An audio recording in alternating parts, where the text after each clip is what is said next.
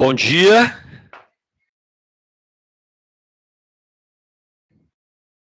Bom dia, Adnair, Bruno, Fernanda, Sérgio, bom dia.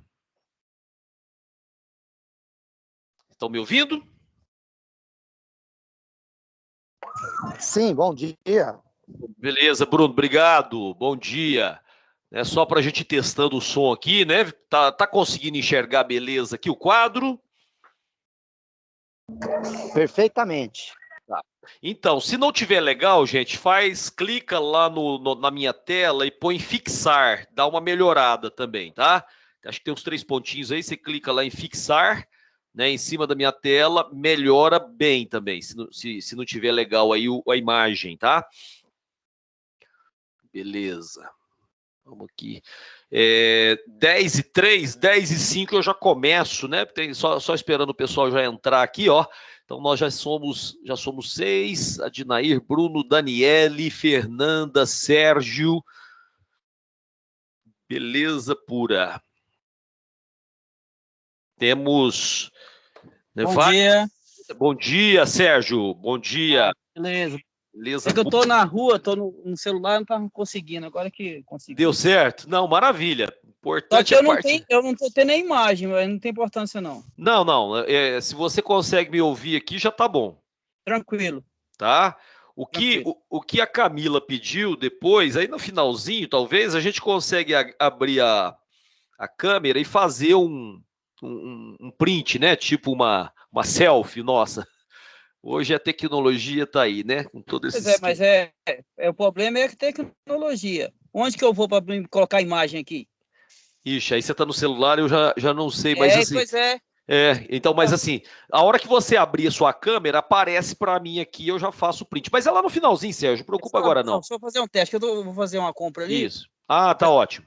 Tá ótimo. Tá. Pode... se você abrir apareceu. Aí, tô te vendo, beleza. Sim, tranquilo. Você tá no atacadão aí. Eu tô no Bahamas. Bahamas aí, ó, que maravilha. Bom. Deu certo. É isso que eu vou precisar no final. Tá? Você pode ir ouvindo, e aí lá nós vamos terminar meio-dia, né, que é o horário previsto. Aí eu aviso uns 5 minutinhos antes, a gente faz um print, tá? Só todo mundo abrir a câmera, né? E a gente faz isso, tá? Bem tranquilo. Rogério, então Ô, só um Pedro. minutinho aí que eu vou passar pro celular aqui, porque eu tô no computador, eu não tenho web. Não, mas pode ser depois também, se quiser no final. Eu aviso, dou um prazinho, tá? Então, beleza. Às vezes fica mais confortável para você agora, né? Aí lá para a hora que for 11h45, 11h50, aí a gente dá uma paradinha e faz essa abordagem. Fechou, então. Tá? Porque pode ser que seja mais confortável para você nesse momento assistir aula aí, né? Gente... Se chegar de cair alguma aqui, aí depois eu reinicio, tá? Não, tranquilo, Sérgio. Nós estamos aí, né? Para dar esse... Eu não entendo muito das tecnologias, mas eu vou dando o suporte que for preciso, a gente entende, tá? Já agradeço a boa vontade, inclusive, você está na rua fazendo compra e está participando da aula, isso já é para nós, né? Maravilhoso, tá? Mostra o interesse e a boa vontade que vocês estão tendo aí para participar, tá bom? Então isso já é, né, louvável para nós, beleza? Bom, 10h05, a gente, né, já pode começar. Me parece que serão 3 encontros, tá? Então eu vou fazer a lista não é assim, para a gente ficar preso à lista exclusivamente, né? A ideia é que você consiga acompanhar nosso bate-papo aqui, ampliando os horizontes do entendimento de como fazer essa prova do ENAD. Aí eu seria mais audacioso ainda, dizendo o seguinte: olha, a prova do ENAD é uma consequência boa, né, do seu empenho, do seu estudo, das suas leituras, da participação, né, em atividades, é o resultado, tá? Então, embora seja um foco, não é o nosso principal foco. O principal foco é a nossa formação, o nosso conhecimento, né, o nosso avanço intelectual, tá? Que serve para a vida, né, para a sua vida profissional, para a sua vida pessoal, né, para o convívio aí dentro desse cenário em que nós vivemos no Brasil hoje, tá bom? Então, na verdade, a lista é só uma referência, eu nem vou projetar a lista aqui, tá?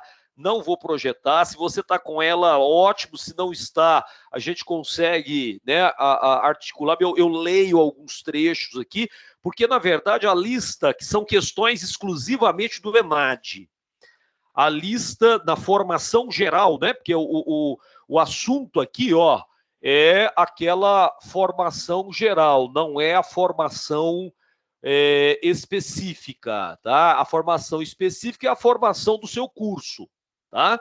Então, eu estou aqui, ó, na formação geral, né? Eu sou professor da Faculdade de Direito da Faculdade Pitágoras, tá? Dou aula do curso de Direito, eu estou na Faculdade Pitágoras desde o início, né, quando ainda era Uniminas, né, nós entramos lá por volta, está fazendo 20 anos agora, é 2001, tá? Fazendo 20 anos agora, fez em agosto, né? 20 anos, tá? Então, nesse caso aí, formação geral, eu sou professor do curso de Direito, atualmente estou ministrando Direito Penal, né, mas ministro Direito Internacional, Direito Ambiental também, e sou professor de cursinho, né, na área do Direito, tá? No curso ICL aqui em Uberlândia, e sou formado também em Geografia, então ministro aulas no colégio e no curso Olimpo de Uberlândia, né? Uberlândia, já dei aula em Goiânia e em outras cidades, tá? E a Marleide sempre me chama para trabalhar com a formação geral aí do preparatório ENAD, tá? Então já não é a primeira vez também, nós já temos várias edições que a gente está trabalhando, tá bom? Bom, então não é um tema exclusivo, tá? São vários temas, de acordo com as questões que nós colocamos, então as questões servem para orientar. Todo mundo teve acesso à lista de questões que eu passei para a Camila? Tiveram acesso? Eu não tive, não. Não? Tá. Então Não, ninguém teve? Deixa eu ver como Também não tive. Não, mas tudo bem, eu vou fazer o seguinte, depois eu passo aqui o meu contato e eu mando a lista para vocês, então, porque eu até mandei essa lista para a Camila ontem, quinta-feira à tarde, né? Que é uma lista para vocês resolverem, mas até melhor. Sabe por que vai ser melhor? Porque eu estava pensando em não colocar o gabarito, comentar aqui e depois dar o gabarito, tá? Então, eu estou mandando a mensagem para ela aqui. E aí, o que acontece? Agora eu comento a lista antes, vocês fazem depois e ela já vai com o gabarito. Aí você confere no final, tá? E é interessante. Estou só avisando a ela que vocês estão sem a lista, né? Mas não tem problema não, tá? A gente administra tranquilo aí. Só para ela ter ciência que estão sem a lista de exercícios. Agora é melhor no sentido de que agora você vai fazer o compromisso com você mesmo, talvez, e comigo aqui, de resolver essa lista depois, né? Então aí, segunda-feira, você tem acesso à lista, ou hoje mesmo a gente dá um jeito de mandar, e eu, né, já estou comentando as questões. Aí você vai fazer a leitura, ela vai com gabarito, no finalzinho você confere ali as questões, tá? Então não precisa ficar preocupado com a lista agora. Adinair, bom dia. Quer perguntar?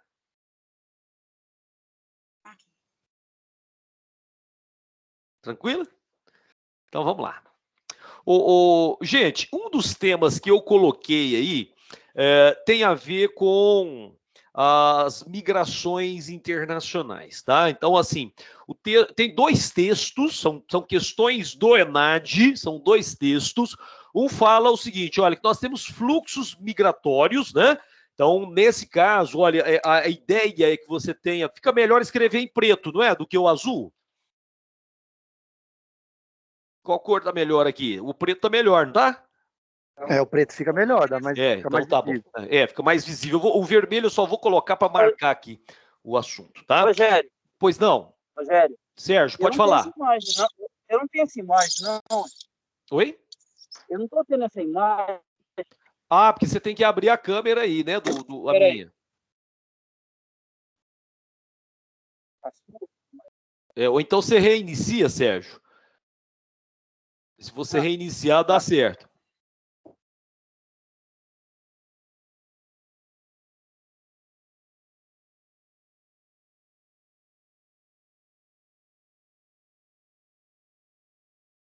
Beleza? Enquanto ele reinicia, deixa eu escrever aqui, ó. Então, um dos assuntos que nós temos aqui são os chamados fluxos migratórios, tá? Migratórios. E outra coisa importante é o seguinte, eu coloquei a aula para gravar, viu, gente? Tá, coloquei para gravar, só estou conferindo se coloquei mesmo, coloquei a aula para gravar, tá? E nesse caso, eu disponibilizo também o link para vocês, né, na segunda-feira, porque até que baixa, depois tem que colocar lá no YouTube, tá? Aí, nesse caso, né, nós temos essa possibilidade também, fica mais fácil também, que você depois pode rever a aula, tá? Bom, fluxo migratório é interessante observar principalmente os fluxos migratórios que nós temos no planeta. Tá? Nós temos um probleminha aqui que é a pandemia, né?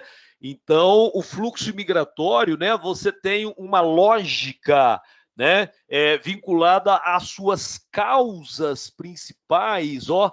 Né? Nós temos algumas causas que determinam o deslocamento de pessoas planeta fora. Só para você visualizar esse quadro, ó. Quando você fala das causas migratórias, né? De um modo geral, tá? Processo de migração geral, né? Deixa eu admitir o Sérgio aqui. Né? Então, quando você fala dessa perspectiva, aí, lógico, né? Nós temos uma série de causas. Por exemplo, as pessoas podem migrar por causa das guerras, não é? Você tem aí um cenário interessante, né? Provavelmente você viu. Deu certo aí, Sérgio? Ótimo, maravilha. Tá? Eu estava falando, enquanto você saiu, eu estava dizendo o seguinte, eu vou disponibilizar o link da aula gravada, porque vocês podem rever essa aula depois. Tá? Também, aí, né? Então, esse detalhe é importante, tá? Guerras podem gerar fluxos migratórios, certo? Guerras, né? Vamos dar um exemplo da guerra na Síria. Vocês estão sabendo que a Síria está em guerra civil tem 10 anos, né? Começou em 2011 a guerra civil na Síria. O que aconteceu?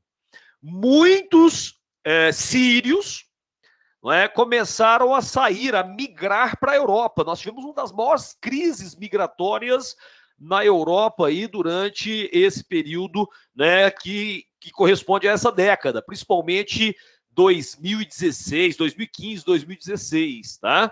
Então, as guerras são determinantes aí para os fluxos migratórios. Nós temos alguns problemas ligados a catástrofes.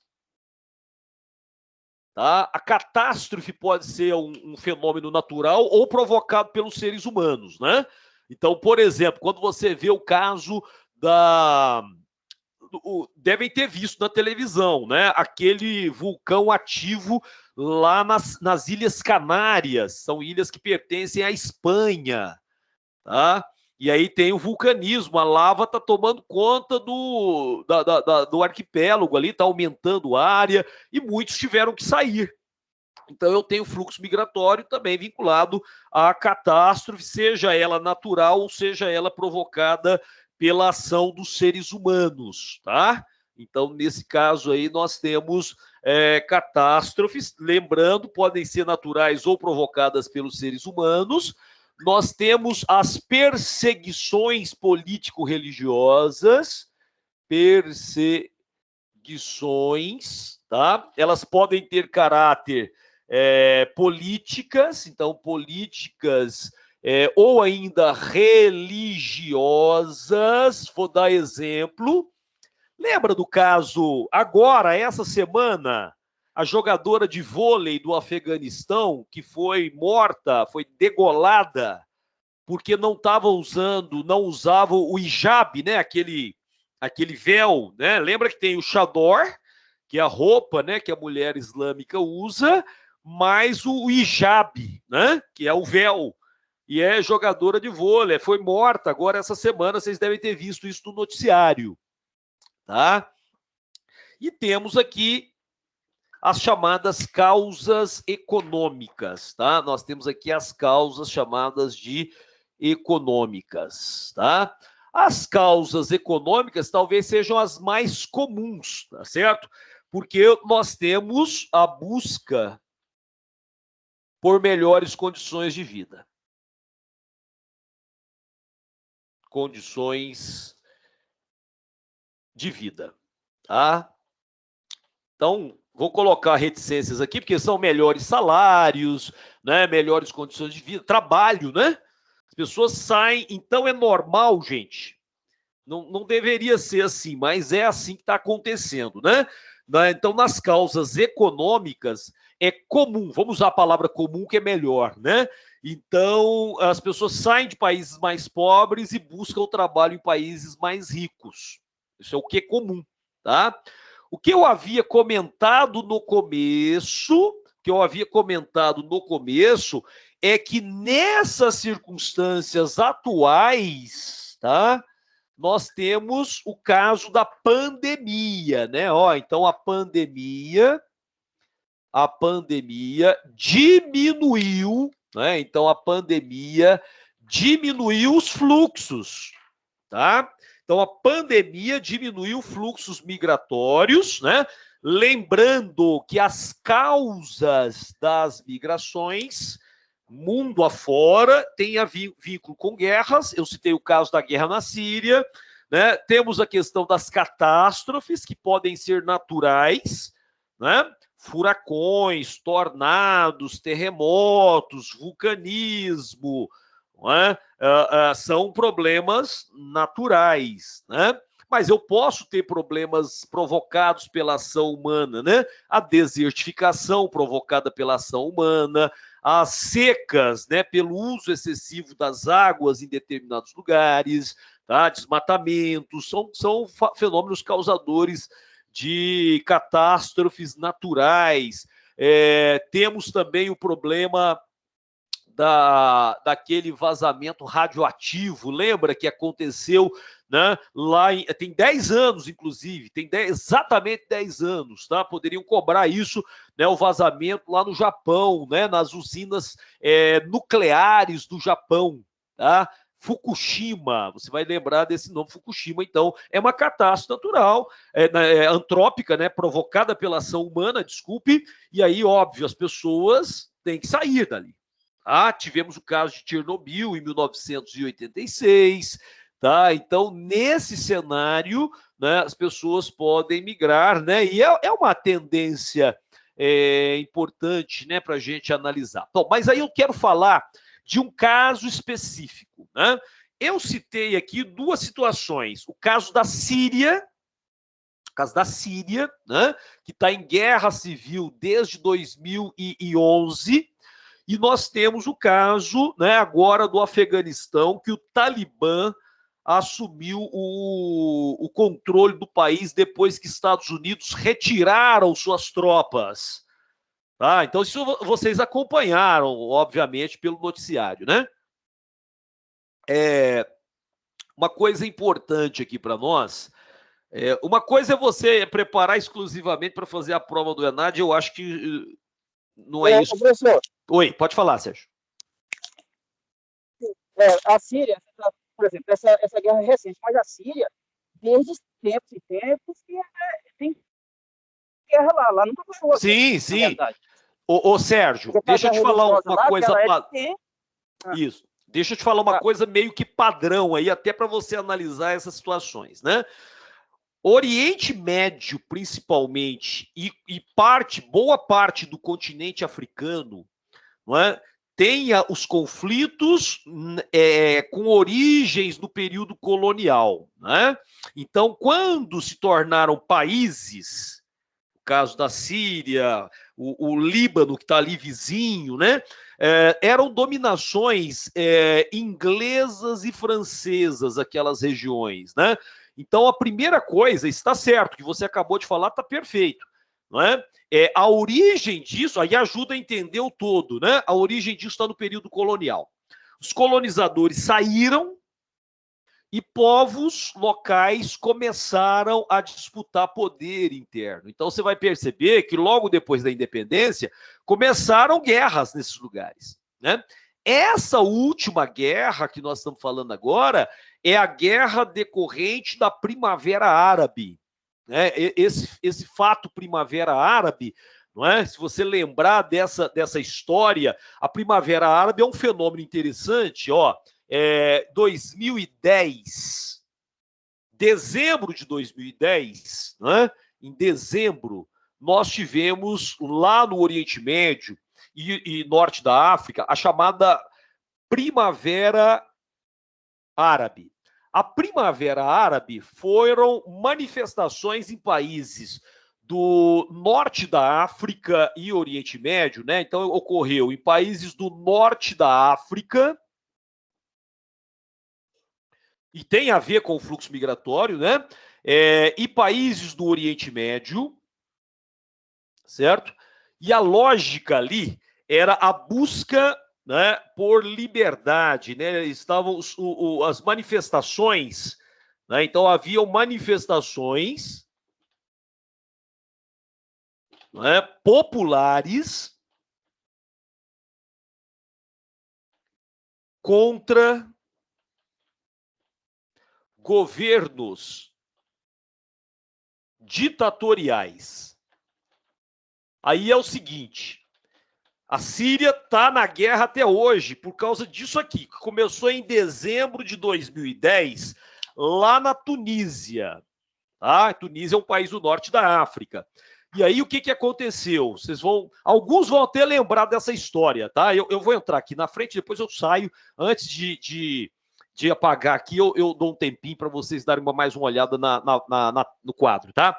Mas aí é o seguinte, Sérgio e colegas, né? Adinair, Bruno, Daniele, Fernanda, Pedro, o que aconteceu? Na Tunísia, o governo tunisiano, o presidente, né, Zinedine Ben Ali, ele estava, isso é 2010, dezembro de 2010, ele estava no poder desde 1987. Né? Aí o que acontecendo? Oprimindo a população, tá? Então aconteceu o seguinte, um desemprego muito alto, desemprego altíssimo, não é? O que aconteceu? Nós tivemos lá a figura de um vendedor ambulante, né? Mohamed Bouazizi, o nome do rapaz, para tentar alimentar a família, estava vendendo coisas, frutas nas praças, nas ruas, vendedor ambulante. Entendeu? E a polícia tentando sempre pegar uma propina dele e tudo mais. Ele cansou daquilo, pôs fogo no corpo. Chama autoimolação. Colocou fogo no próprio corpo, chama autoimolação. Lá, eventualmente, você vai ver fenômenos como esse ali no mundo árabe, norte da África e tudo mais. E aí começou. Começou, por causa disso, né? Nós começamos manifestações populares em vários países. Tunísia, Líbia, Egito, o Iraque, Iêmen, sabe? Aqueles países ali do norte da África e Oriente Médio. A população foi para as ruas e governos ditatoriais que estavam há décadas no poder começaram a cair. Entendeu? E aí caiu, então, o Zinedine Ben Ali, caiu o famoso presidente da Líbia, que estava no poder desde 1969, né? O Muammar Gaddafi, tá? Caiu o presidente do Egito, Hosni Mubarak. Não é? E aí chegamos à Síria, Sérgio. Tem outros países, mas chegamos à Síria. A Síria, governada por Bashar al-Assad. Bashar al-Assad entrou no poder no ano 2000. Só que o pai dele, Hafez al-Assad, estava no poder desde 1970 e morreu no ano 2000. Então ele pegou o poder nas mãos do pai. Então, desde 1970, a família Hafez Assad, né, a família Assad, no caso, está no poder na Síria. Então aí veio o movimento, né, o governo conseguiu resistir, tropas de outros países, mercenários, começaram a entrar na Síria para promover ataque, e não bastasse, aí faz parte dessa história nossa aqui também, houve, que eu ia falar aqui das perseguições, no Iraque e na Síria, norte do Iraque, leste da Síria, surgiu o que você já ouviu falar na televisão aí, o famoso grupo terrorista Estado Islâmico. Famoso pelas atrocidades, famoso por degolar gente transmitindo isso pelo Instagram. Vocês acompanharam parte disso, né? O Estado Islâmico visa criar um califado, né? Não é um país, tá? Fala Estado, mas não é país, é grupo terrorista, tá? E aí, eles ficaram famosos por causa dessas atrocidades que eles fazem, como o Talibã fez lá no Afeganistão, entendeu? Então, gente, o que o Sérgio falou é exatamente isso, são países que estão marcados por décadas de guerras.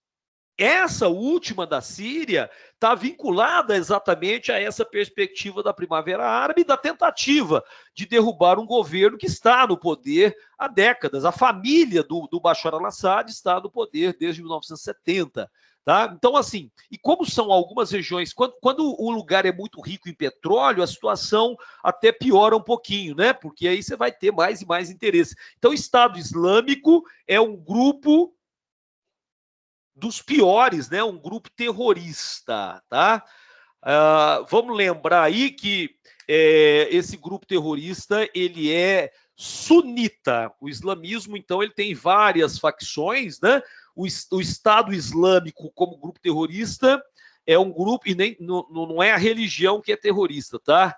São as pessoas, né? Só lembrando aqui que nós tivemos, ainda existe, né? Só para você ter uma ideia, na Irlanda, não sei se acompanharam aí o caso da Irlanda. A Irlanda é um país que está dividido em duas partes, né? Tem a Irlanda do Norte, você deve ter ouvido falar essa semana, porque a rainha da Inglaterra estava fazendo visita lá, depois foi internada, agora já está de volta ao combate, né? Mas ela estava para uma visita na Irlanda do Norte. A Irlanda do Norte pertence ao Reino Unido, tá? Do qual a Rainha Elizabeth é a chefe de Estado. O Reino Unido tem 4 países, né? Inglaterra, Escócia, País de Gales e Irlanda do Norte. Só que existe um outro país chamado Irlanda do Sul, na mesma ilha, que é um país republicano, não tem nada a ver com o Reino Unido, já teve, mas não tem hoje, e é católico, enquanto os irlandeses do Norte são anglicanos, tá? Anglicanos, né? Então há esse conflito religioso. E em 1919 surgiu um grupo terrorista católico, ele existe até hoje, é o IRA, o Exército Republicano Irlandês, né? Inclusive, quem conhece a banda do U2, né? Todo mundo deve conhecer aí, né? Em 1972 nós tivemos um massacre lá na Irlanda do Norte de católicos, né? Os católicos foram massacrados pelo exército britânico, né? Católicos se manifestando nas ruas. Manifestação popular, desarmada, pacífica. O exército britânico chegou atirando. Mataram 13 pessoas desarmadas, tá? O U2 fez uma música que vocês devem conhecer, né, que é o chamado Domingo Sangrento, né, o Sunday Bloody Sunday. Sunday Bloody Sunday, uma música do U2 que faz referência crítica, obviamente, ao que o exército britânico fez com os católicos lá na Irlanda do Norte, em Londonderry, em 1972. Não é? Então, assim, foi um massacre, é um massacre religioso, né, logicamente, político-religioso, e que os católicos até têm um grupo terrorista, que é esse Exército Republicano Irlandês. Então, o terrorismo não é uma prática exclusiva do Islã, é comum que nós tenhamos, né, no meio islâmico, né, uma ocorrência maior de grupos terroristas, tá? Mas aí tem um outro componente importante que a gente não pode perder de vista, a intervenção internacional, né? Então, veja, no momento em que os Estados Unidos saíram do Afeganistão, em poucos dias o Talibã, que também é um grupo terrorista, até criado aí até por influência dos Estados Unidos, né? Porque o Talibã é que apoiava o Osama Bin Laden. Você deve ter acompanhado agora em setembro o aniversário, né, de 2 décadas do atentado do 11 de setembro. O Talibã tem vínculo direto com o atentado, por causa do Osama Bin Laden, né? O sogro do Bin Laden, um deles, né? O sogro do Bin Laden era o líder do Talibã, o líder máximo do Talibã. E o Bin Laden era o fundador da Al-Qaeda, um grupo terrorista que fez o atentado contra os Estados Unidos. Tá? Então, assim, tem muita coisa curiosa nesse sentido. Então, a complexidade, gente, é em relação a isso. Tem que voltar um pouquinho aí na história para entender por que tanto conflito, né, Sérgio? Você quer falar? Assim, a retirada dos Estados Unidos lá, das Forças Armadas não foi um pedido da população? Eles arrependeram, sabe? Não? Na verdade, isso era uma promessa de campanha do Joe Biden, né? O Joe Biden havia prometido já ao povo americano, porque o custo, Sérgio, o custo para você manter tropas no exterior é muito alto. E os Estados Unidos é o país que mais tem tropas no exterior, né?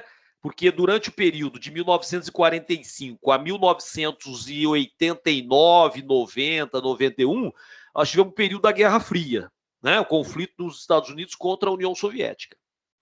Quando a União Soviética desapareceu, o conflito dos Estados Unidos capitalista contra a chamada União Soviética socialista deixou de ter sentido. E aí o que os Estados Unidos começaram a fazer? Né? Começaram a apostar no combate ao terrorismo. E aí eles começaram a colocar tropas, né, no norte da África, no Oriente Médio, né? E com o 11 de setembro, essa prática aumentou. Por exemplo, só para você ter uma ideia, a guerra do Iraque, que começou em 2003, né? O George Bush filho disse que ficariam ali um ano. Eles ficaram mais de uma década. Então imagina você manter tropas dentro de um país com armamento pesado, com artilharia, com mísseis, né, com sistema de tecnologia, né, com logística para esses soldados durante uma década. Mas não é só num país, são em vários. Então havia essa promessa, né, de campanha, principalmente porque, se você perceber, os dois partidos dos Estados Unidos são partidos que vão apostar na intervenção internacional para melhorar a sua imagem, né? Então, só que o partido do Donald Trump, que é o Partido Republicano, ele é um pouco mais intervencionista. E aí o que acontece? É normal que você tenha políticos, né, democratas, como é o caso do Joe Biden, do próprio Barack Obama, né, do Bill Clinton, né, do Jimmy Carter, que, na verdade, acabavam recuando com as tropas, enquanto os candidatos, os políticos republicanos, eram aqueles que levavam mais tropas. Então foi o caso, por exemplo, do Ronald Reagan, que era um antigo ator de cinema, né, de filme de Bang Bang, e acabou governando os Estados Unidos por 2 mandatos na década de 80, e foi ele que foi o responsável por finalizar a Guerra Fria, e logo depois disso a União Soviética acabou desaparecendo, né?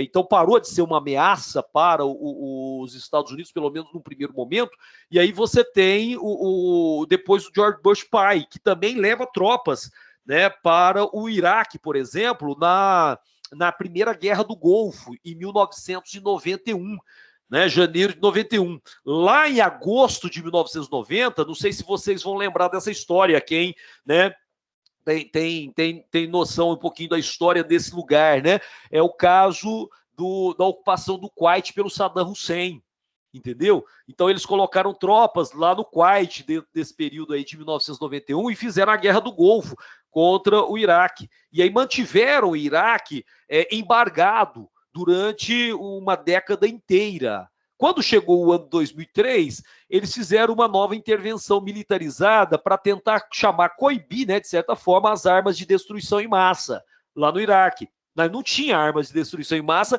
mas os Estados Unidos fizeram a intervenção e ficaram mais de uma década lá dentro. Tá? Então, assim, quando os soldados são retirados, não vou dizer que é normal, mas acontece de você ter grupos terroristas que acabam avançando, né? Então, por exemplo, no caso do Iraque, foi a situação do avanço do Estado Islâmico, em que sunitas radicais acabaram ocupando o norte do Iraque na perspectiva de fazer lá o califado. Tá? No caso do Afeganistão, então, que a invasão do Afeganistão pelos Estados Unidos é essa decorrente do 11 de setembro. Tá? Então, aí eles tiraram o Talibã do poder, lá em 2001. Talibã, que é criação dos Estados Unidos, tá? Porque, na verdade, antes de ser inimigo, o Talibã foi parceiro. Tá certo? Até saiu aí, eu já tinha essa informação, porque eu assistia esses filmes, né? Se você assistiu o filme do Rambo, acho que é Rambo, A Missão, né? Nesse Rambo, ele vai buscar o coronel John, né, que é amigo pessoal dele, vai buscá-lo lá na Ásia Central, tá? E a base de apoio do Rambo é num grupo talibã.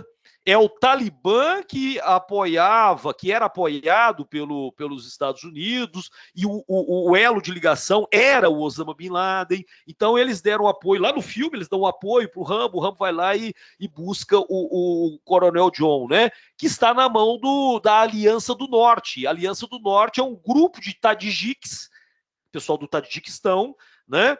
Que nasceu ali naquela linha, né, da antiga União Soviética, tá? Então, num primeiro momento, é a União Soviética que invadiu o Afeganistão. Depois que eles ficaram 10 anos lá, saíram, né, e aí veio depois a parceria com os Estados Unidos, né, essa parceria da época da Guerra Fria. Né? Só que depois que os Estados Unidos apostaram em combater o terrorismo, aí esse Talibã acabou virando o inimigo, principalmente depois de 2001, tá? Com o 11 de setembro. Então, aí nesse caso, eles fizeram uma intervenção em final de 2001, né? Veio a guerra do Afeganistão. A guerra do Afeganistão, eles não queriam que virasse um novo Vietnã, né? Porque vocês sabem que o Vietnã, eles ficaram mais de 2 décadas no Vietnã e perderam a guerra, né? Os Estados Unidos, porque não tinham como combater na selva contra os vietnamitas. O caso do Afeganistão, eles não tinham como combater no deserto e nas montanhas, porque é lá cheio de caverna, túneis, né? Então eles não conseguem fazer isso. Então optaram por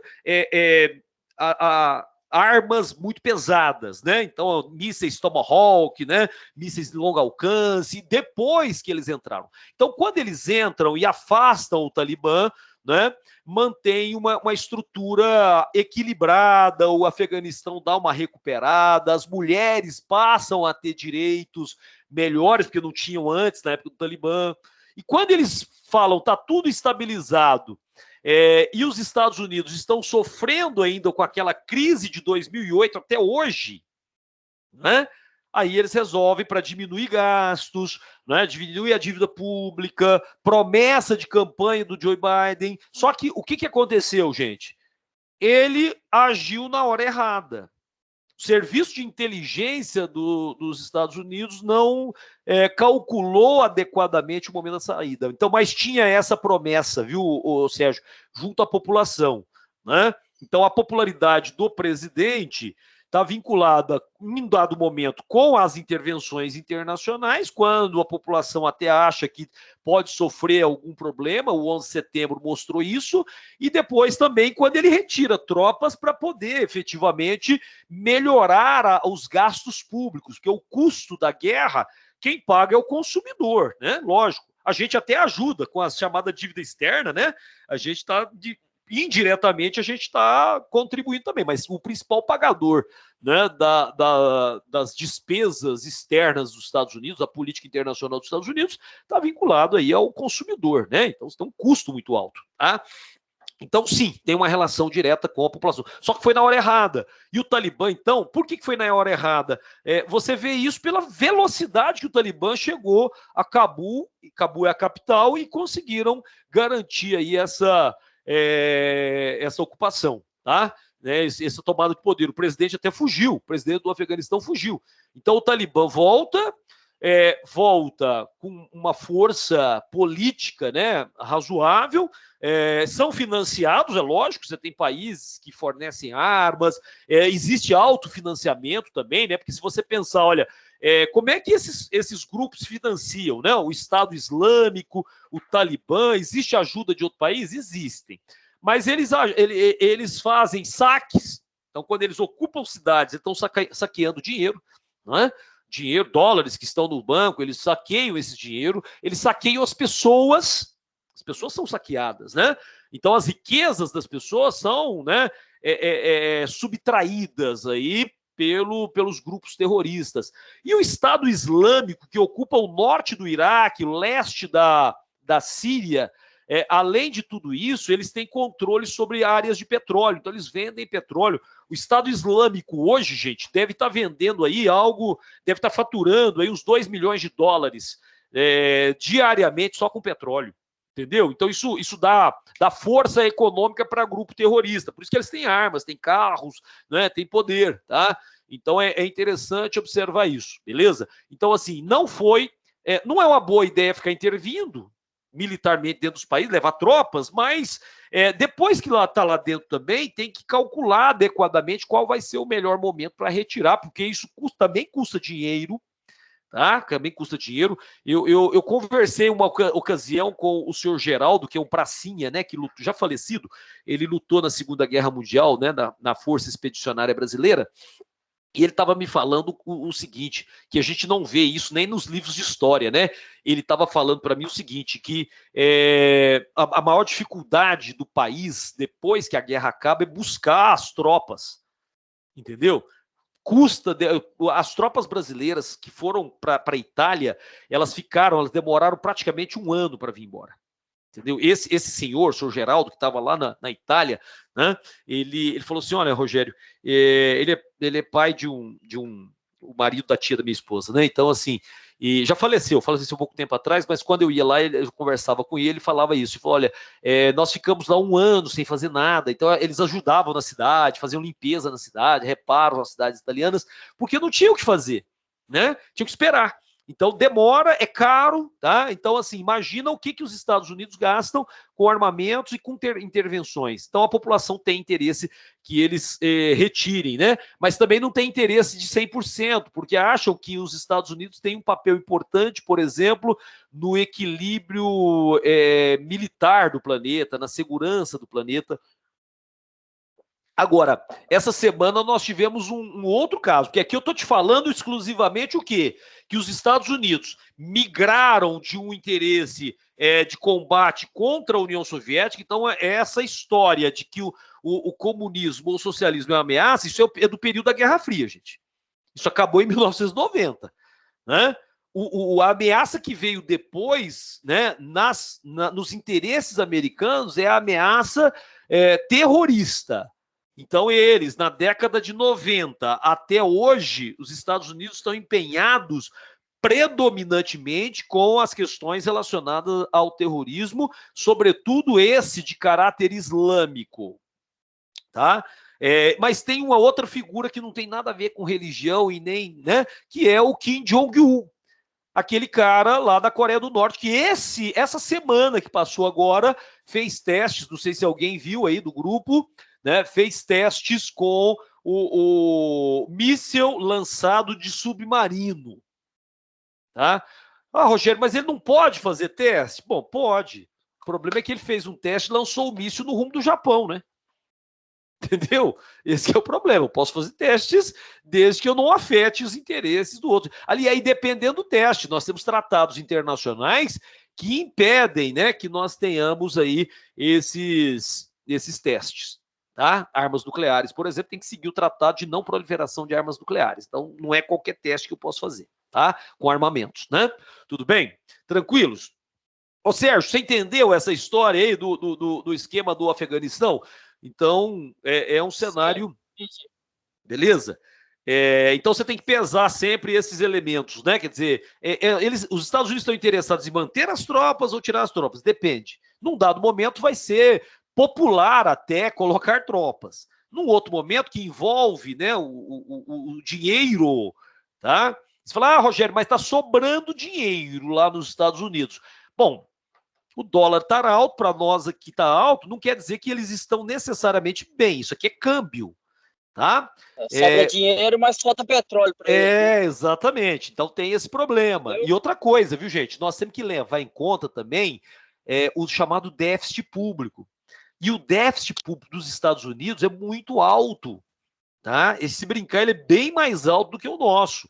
Tá? Aliás, dos países ricos tende a ser mais alto, sim. Países como o Japão, Estados Unidos, têm déficit público muito alto. Isso pode gerar bolhas. Por exemplo, eu vou te dar um exemplo de que as coisas parecem que são boas, mas não necessariamente estão tão boas assim, né? Não sei se vocês viram a matéria agora recentemente, deve ter umas 3 semanas, no máximo um mês, que os Estados Unidos estão dando um calote no pagamento de títulos de dívida pública. Que não vão pagar o dono do título, né? Quer dizer, qual que é o título que tem mais segurança aqui dentro do Brasil? Que você fala assim, não, Rogério, ó, eu estou com um título aqui, ó, que está rendendo e vai me dar um retorno bom. Qual que é o título que você tem? É o título do Tesouro Direto. Não é o título do governo? Tesouro Direto, investir no governo, o governo pega dinheiro emprestado com o povo, né, por meio dos investimentos. O que eles estão falando lá, né, há um mês atrás, no máximo, que estão dando calote em alguns títulos de dívida. Né? Então o investidor vai perder dinheiro. Então, assim, será que eles estão totalmente recuperados da crise de 2008, que é uma crise especulativa, né, e que acabou tendo reflexos no planeta inteiro, né? Então, assim, a União Europeia está tentando se recuperar até agora, não é? Recuperou em parte, depois aí com a saída do Reino Unido da União Europeia, nós tivemos alguns percalços. E o que é pior, né? Que aqui eu coloquei a pandemia para diminuir o fluxo migratório, mas a pandemia, ela deu uma retraída em praticamente tudo. Alguns setores ficaram muito bons, mas no caso aí, se você pensar, o setor de vacinas está bombando, o setor de produção de máscaras está bombando, né? Mas outros setores, a aviação custou, nem sei se recuperou, mas as companhias aéreas com dificuldade, né? O setor hoteleiro com dificuldade, né? Bares, restaurantes com dificuldade, tá certo? Então, muitos setores estão no setor de cultura, muitos artistas, circos, por exemplo, teatro, estão com problemas até hoje, né? Então nós temos esse cenário aí complicador, tá? Então, assim, nós mal saramos de uma crise, eu estou falando de crise global, não estou falando de crise do Brasil ou dos Estados Unidos ou do Japão, estou falando de uma crise global, né? Nós mal saramos da crise global de 2008, que nós até fomos pouco atingidos, na verdade, né, porque o problema era vinculado a subprime, né, nos Estados Unidos, tá? Ou seja, todo mundo que vê filme dos Estados Unidos deve ter ouvido falar assim, ó, hipoteca. A minha casa está hipotecada, a hipoteca da casa. É muito comum que o estadunidense tenha essa coisa de hipotecar, que é financiar a casa. E nós tivemos quadro especulativo em cima disso, né? Só que lá, predominantemente, é banco privado que faz esse financiamento. E o resultado final foi a especulação que nós tivemos em 2008, né? Que, por exemplo, banco que dificilmente quebrou, né? Lehman Brothers, por exemplo, teve problemas gravíssimos, né? A AIG, né? Que é uma seguradora também, que dificilmente quebra, né? Mas quebrou, né? Os Estados Unidos tiveram que fazer intervenção de dinheiro lá. Só a AIG, que é uma seguradora, os Estados Unidos, né, na época era Barack Obama, ele teve que comprar 79% das ações da empresa. E as automobilísticas, né? O que os Estados Unidos tiveram que fazer com as suas empresas automobilísticas? Ford, GM, Chrysler, né? Eles tiveram que injetar dinheiro nessas empresas, elas estavam quebradas. Inclusive, se não me engano, quem souber aí me fala, a Chrysler, me parece, foi comprada pela Fiat à época. Né? Então, assim, né? A Ford teve que mudar seu padrão de produção, a GM teve que mudar seu padrão de produção, né? Vieram as asiáticas, que era sempre um terror aí na cabeça dos americanos, né, e dos europeus também, né, com as suas, né, com o seu Volkswagen, né, com a Fiat, né, com a Renault, né, Peugeot, né, Citroën, que Citroën e Peugeot acabou virando a mesma coisa. Então essas empresas tiveram que se rearranjar aí dentro desse quadro, tá? Então esse é um cenário. Eu preciso falar mais uma coisa aqui nesse quadro ainda. Mais uma que era o objetivo final para a gente fechar esse primeiro assunto aqui.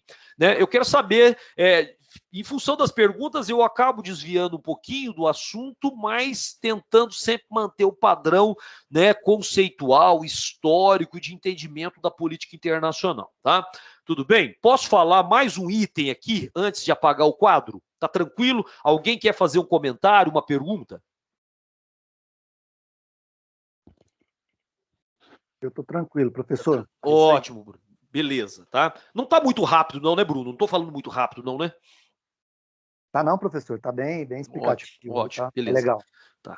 Porque eu não vou assim só pincelar, porque às vezes, né, você acaba só pincelando e não entende nem o que foi pincelado e nem o assunto em si, tá? Por isso que eu às vezes faço questão até de demorar um pouquinho em determinados pontos, tá? O que eu quero discutir aqui com você, mais um ponto só, que é a questão do refugiado, tá? Refugiado.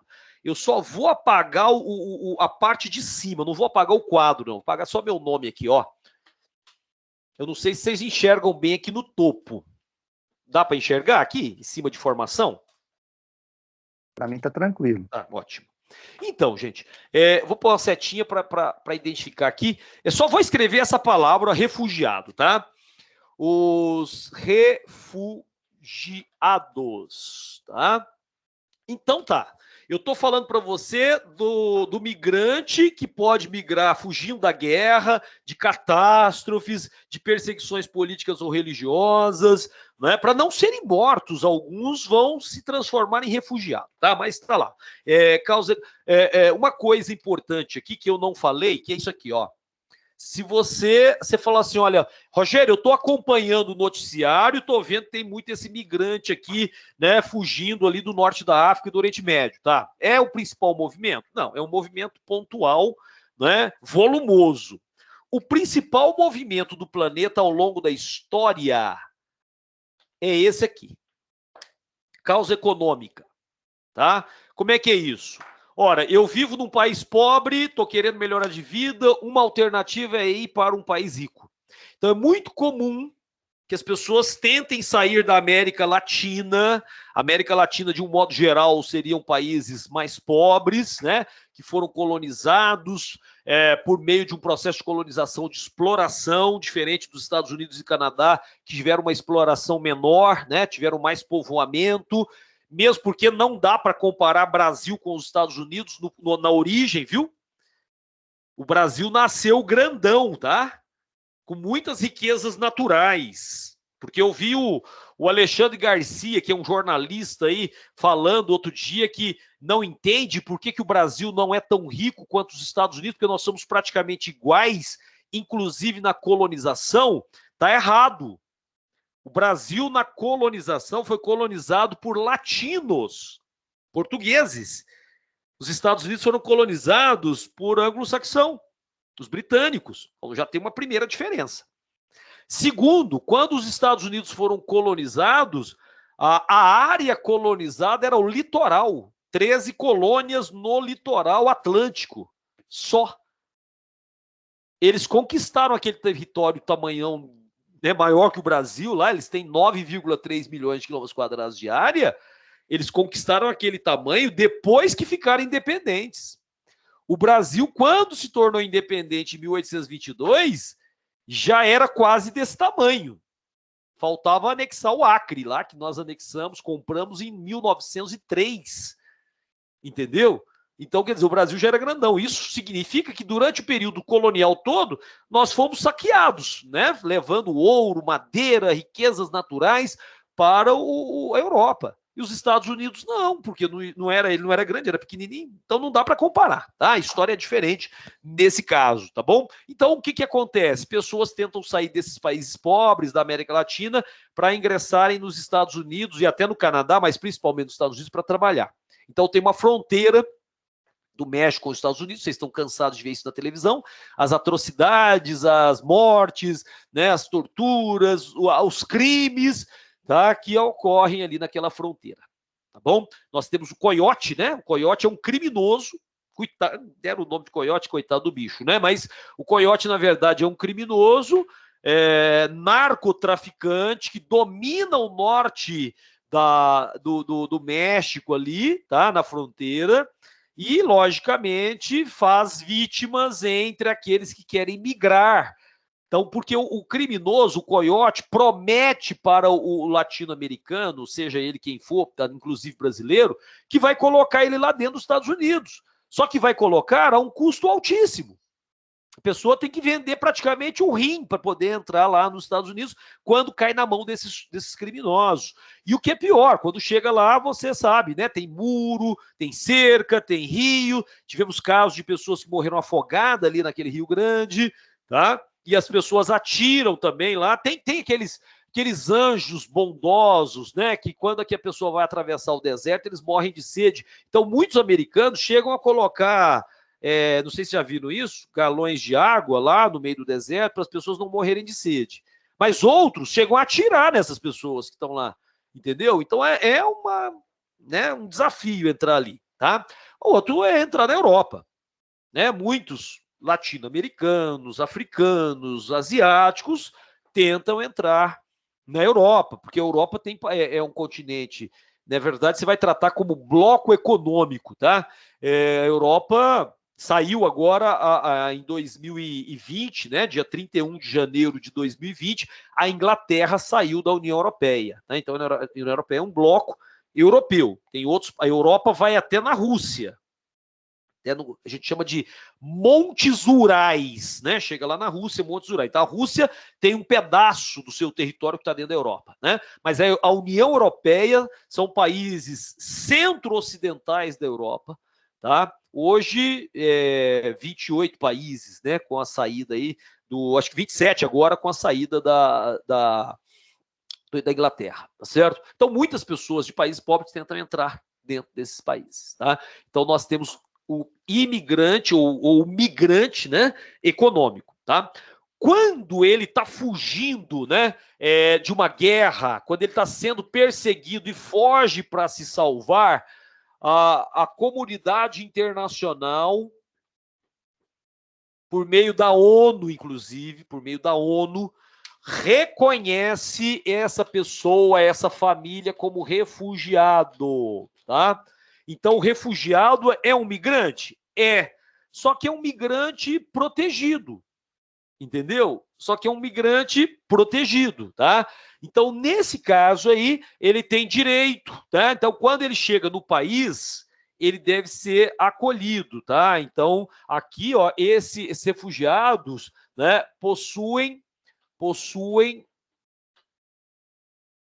direitos, né? Como, por exemplo, o direito de asilo, tá? O asilo político, tá? Então, o Brasil é um país que dá asilo político, né? Por uma questão de humanidade, inclusive, né? Independente de participar de um acordo ou não, o Brasil participa. Quase todos os países, não são todos, não, mas muitos países participam aí de convenções internacionais, né? Dentro desse cenário e protegem os refugiados que estão sendo perseguidos, podem morrer, inclusive. Tá? Então, esse é um cenário, tá? Que as guerras ali no Oriente Médio e Norte da África, associado à Primavera Árabe, à ascensão de grupos terroristas como o Estado Islâmico, o próprio Talibã, né? Lá no Afeganistão, tem gerado essas perseguições aí. Tá? Então, logicamente, você tem esse quadro. Existe aí o Acnur, né?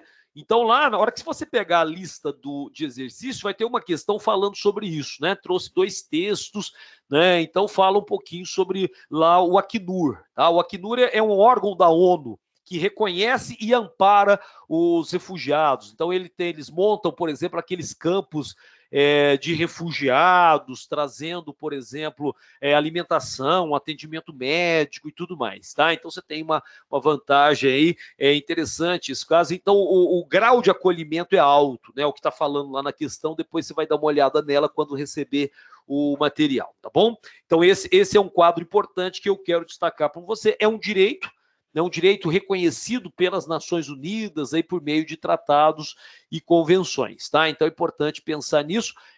Nós temos aqui também, não precisa ser lá no Oriente Médio, tá? Se a questão da prova te pedir lá a situação de refugiados aqui na América do Sul, nós tivemos o caso do Haiti, você lembra disso, né? Provavelmente.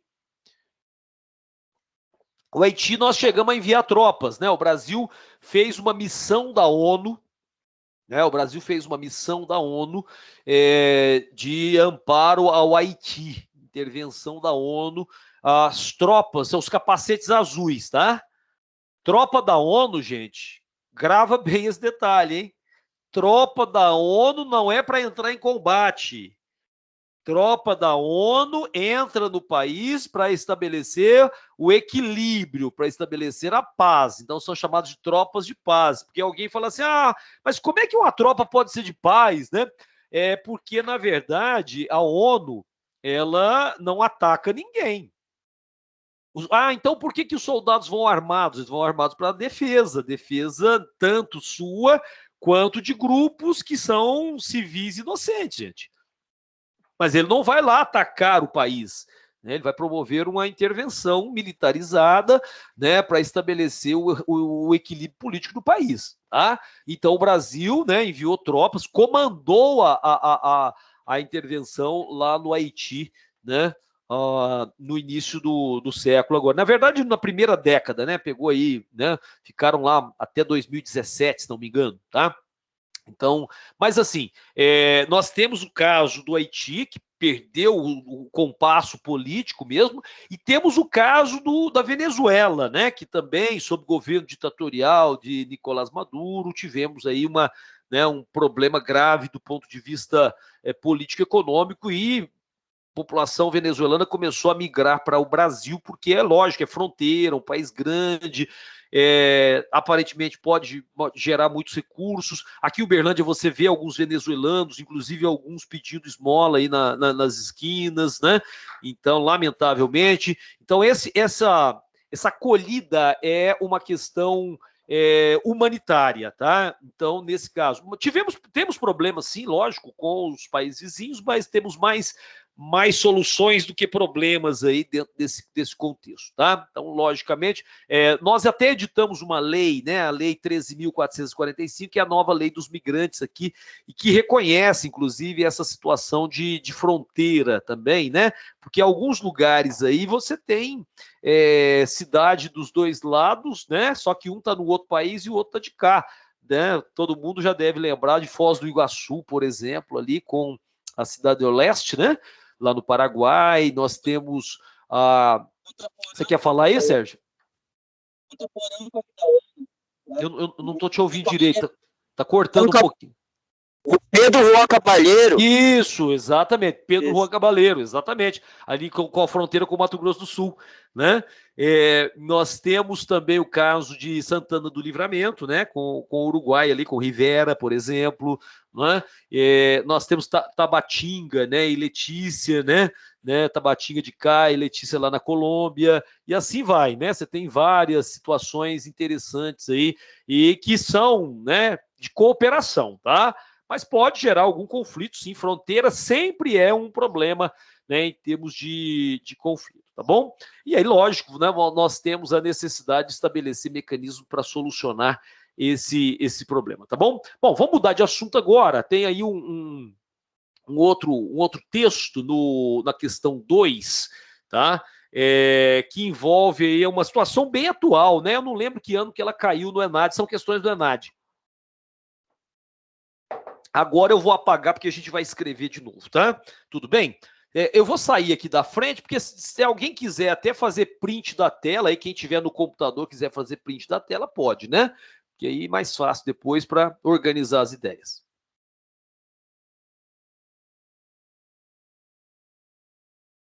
Beleza? Então vamos lá.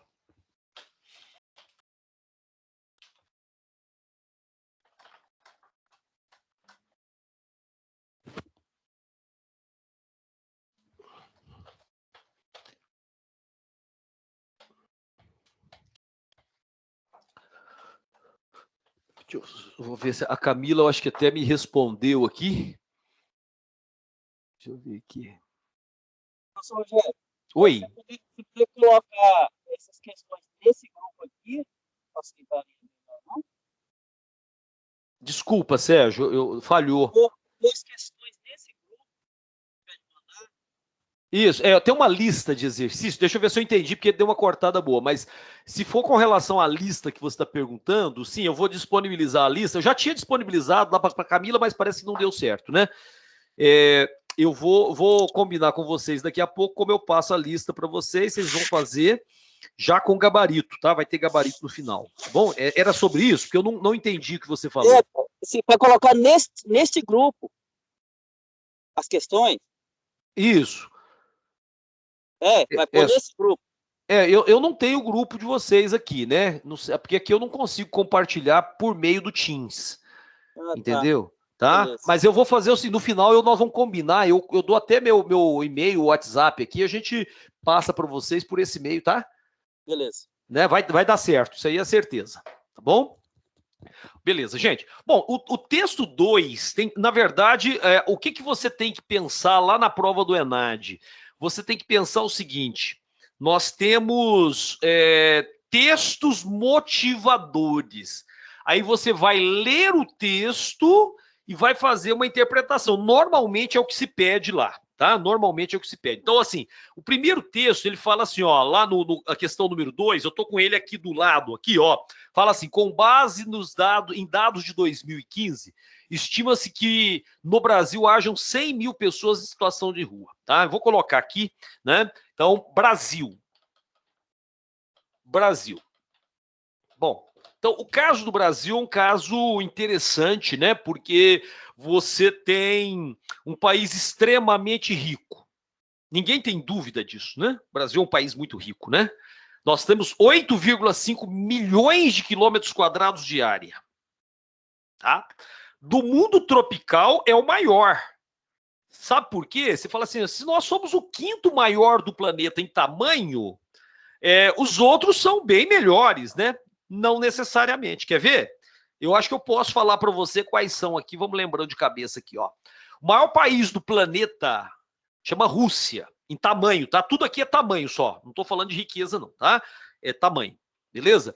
O maior país do planeta é a Rússia. Mas um probleminha da Rússia. Gelado demais, gente. O território russo, a maior parte do ano, né, que está lá quase no Oceano Glacial Ártico, gelado demais. Então, por exemplo, quando eu falo de geração de riqueza, imagina a agricultura na Rússia. Você é um agricultor, uma agricultora, está lá na Rússia plantando. Você consegue plantar o ano inteirinho? Não. Entendeu? Porque tem um período de inverno muito, muito, muito rigoroso. É o maior país do planeta. Então, se você espremer direitinho, muito embora eles tenham muitos recursos naturais também, ele não seria tão rico assim, né? Se você pensar nessa questão das terras, por exemplo. É o maior detentor de gás natural do planeta, a Rússia. Mas temos alguns probleminhas, né? Se você vê o segundo, qual que é o segundo país? É o Canadá. O Canadá é um país muito rico, tá? Então, o índice de desenvolvimento humano deles é alto, é um país muito rico em recursos naturais, é um país considerado desenvolvido, tem uma população pequena, né? Só para você ter uma ideia, a população do Canadá é menor do que a população do estado de São Paulo. O Canadá deve ter hoje o quê? Uns 35 milhões de habitantes, 36. Entendeu? Então é um país muito rico mesmo. Tem uma parceria boa aí com o Brasil, muita gente indo para o Canadá para trabalhar, tá? Tem uma parceria, mas tem esse problema também, né? Um país que está, né, congelado uma boa parte do ano, a população vive no sul, na fronteira com os Estados Unidos, e é bem gelado, tá? O terceiro e quartos é China e Estados Unidos, que tem mais ou menos os mesmos problemas, não em relação à Rússia e ao Canadá, né? Mas tem aí o caso, o oeste da China é todo montanhoso e desértico, né? Você tem, embora seja um país muito arrojado, né? Fabrica tudo hoje. Mas você tem aí alguns percalços. Por exemplo, a agricultura da China nunca foi boa. A agricultura chinesa nunca foi boa, né? Se você mecanizar a agricultura da China, você gera um caos. Né? Por quê? Porque a população migra tudo para a cidade, aí você vai ter problemas gravíssimos, né? Porque olha só, São Paulo tem, qual que é a população da grande São Paulo? Dá mais de 20 milhões de habitantes, 22 milhões de habitantes hoje. A grande São Paulo, né? Região metropolitana, tá? Só São Paulo tem 12, a grande São Paulo tem 22, tá? 22 dá pouco mais de 10% da população do Brasil. né? Então, a população do Brasil é de 212 milhões, né? O ano que vem a gente vai atualizar com o censo, né? Vai ter censo o ano que vem, eu imagino que sim, porque o governo já anunciou que vai ter. E aí, nós temos mais de 10%, um pouquinho, né? Imagina, coloca 10% da população chinesa dentro de Pequim, Xangai, Nanquim, entre outras cidades. Você teria 140 milhões de habitantes na cidade, né? Então, eles têm as cidades maiores deles têm 1% da população. São Paulo tem 10% da população. Então, tem uma diferença interessante aí. Agora, quando você pega o Brasil, então, dentro desse grupo dos 5, o Brasil é o quinto maior em tamanho, né? Você vai perceber isso. O Brasil, então, tem terras aproveitáveis o ano inteiro, né? O lugar que é onde nós estamos agora tem o problema da seca, né? Mas você pode fazer programas de irrigação, porque aqui debaixo dos nossos pés, né? Nós temos o aquífero Guarani, que é um dos maiores aquíferos do planeta, tá? Na verdade, nós temos o aquífero Guarani compartilhado aqui com os outros países aqui vizinhos, Uruguai, Argentina e Paraguai, né? E nós temos o aquífero Alter do Chão, que é o maior do planeta. Tá? E nós temos o primeiro e o segundo colocados aqui. Ô, Bruno, vi aqui a mãozinha levantada, pode perguntar. Professor, e no caso, a Índia entra em qual lugar? Ou a Índia só é populosa? De população, a Índia são os dois maiores em população do planeta, né? A China e a Índia. Eu acho que a Índia está até passando a China agora em população. Mas em território não, né? Tamanho, não, em tamanho é menor, né? Tamanho, a Índia vai ter o quê? Uns 3 milhões de quilômetros quadrados, entendeu? Quer dizer, depois do Brasil, ainda vem a Austrália, por exemplo. Tá? O Brasil tem 8,5 milhões de quilômetros quadrados, a Austrália tem 7,6, mais ou menos. Entende? Não, então a Índia tem 3 e população ela é segundo, né? Eu acho que tá até passando, eles estavam empatados, ele tava com 1,4 cada um, aproximadamente. Sabe por quê, Bruno? Tem uma coisa, até interessante você ter perguntado isso, porque é tema de prova, a China conseguiu fazer uma... Não é bom não, tá? Mas conseguiu. Quando entrou no poder o governo, em 1978, o que fez a China virar o que é hoje, né? Morreu em 1997, Deng Xiaoping. O Deng Xiaoping assumiu o poder em 1978. Em 1978, ele fez uma coisa. A China estava crescendo demais na população. Ele fez uma coisa. Estabeleceu a política do filho único. Imagina. Só podia ter um filho. Né? Essa história vocês devem lembrar. Tá? Qual que é o problema? É muito comum ali naquela região da Ásia valorizar demais o homem e desvalorizar a mulher. Tá? Questão cultural, questão de trabalho. Na Índia também a questão ligada à casta, e aí tem o dote, não sei se já ouviram falar disso, a gente não tem isso aqui, que é o seguinte, o pai que tem uma filha, quando essa filha casa, ele tem que dar uma parte da riqueza para o genro, que chama dote, né? Então, muitos não querem ter filhas, no caso da Índia. No caso da China, não é por causa do dote, é por causa de trabalho mesmo, por causa da cultura. Então, o que ia acontecendo? Como o aborto era liberado, e aí faziam muito aborto, em alguns casos o aborto era obrigatório, porque se a pessoa já tivesse um filho, estava grávida de novo, se o Estado ficasse sabendo, tinha que abortar obrigatoriamente. Tá?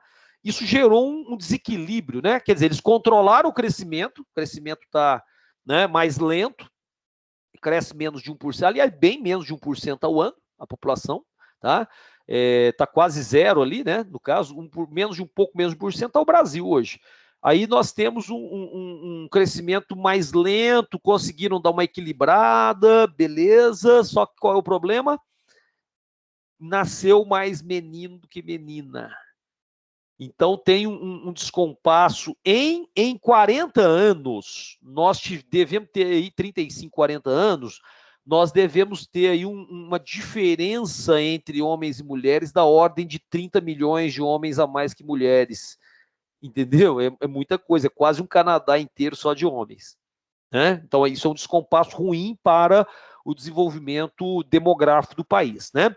Na Índia, tem esse problema vinculado às castas, né? Mas hoje não é acho que hoje não está assim tanto um problema, porque nós temos aí uma população muito pobre, né? 60% da população indiana é muito pobre, mas os outros 40%, imagina, 40% da população indiana vai dar quase 500 milhões de habitantes. Mais de 2 tamanhos do Brasil, só de população, entendeu? Então, aí esses 40% da população indiana é uma população mais integrada, tem acesso à internet, a viagens, né, a estudo, né, a universidades. Então, eles têm desenvolvimento de tecnologia nesse grupo, tá? Então, assim, do ponto de vista demográfico, são os 2 países maiores do planeta, tá? Os maiores, né? Mas nós estamos entre os 5 maiores também em população. A população brasileira é bem menor, mas ela está entre as grandes aí, porque aí você vai ter Indonésia, você vai ter Estados Unidos, Paquistão e Brasil, entendeu? Então nós estamos aí entre os 5, 6, né, países mais populosos do planeta. Tá certo? O que é para nós estamos no melhor momento. Você poderia não acreditar, mas nós estamos no melhor momento. Eu explico daqui a pouco, né? Então, só concluindo a ideia de que nós temos a perspectiva de um país muito rico, só que nós não estamos sentindo isso na pele. O país é rico. Aí um general chamado Emílio Garrastazu Médici, é o general que era o presidente do Brasil na época que nós fomos tricampeões de futebol lá no México, né? Ele falava isso, quando os repórteres perguntavam para ele como é que vai o Brasil, falou, o Brasil vai bem, o povo é que vai mal. Então ele já reconhecia a dificuldade que nós tínhamos, né, de baixos salários, de qualidade de vida ruim e tudo mais. Então o país é muito rico, mas a população não há uma transferência da riqueza para a população. Então, isso é a primeira situação. Então, nós temos aqui, se você pensar que nós tínhamos 100 mil pessoas, né, mais de 100 mil pessoas, mais de 100 mil pessoas em situação de rua.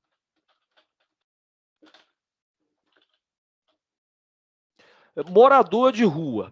Agora, com a pandemia, esse dado é anterior à pandemia, tá? Esse dado é anterior à pandemia, com a pandemia deve ter piorado um pouco, né? Lógico, tá? Nós estamos falando agora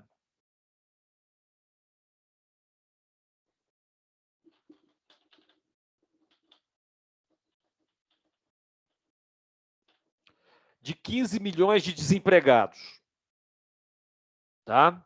Nós estamos falando agora de 6 milhões, é um termo que o IBGE começou a usar há pouco tempo, não sei se vocês já ouviram, deve ter ouvido aí na televisão, né? Vou explicar. Nós estamos com 6 milhões de desalentados, tá? Nós estamos com aproximadamente 15 milhões de desempregados. Nós estamos com mais de 100 mil pessoas em situação de rua. Nós estamos com, hoje, 34 milhões de trabalhadores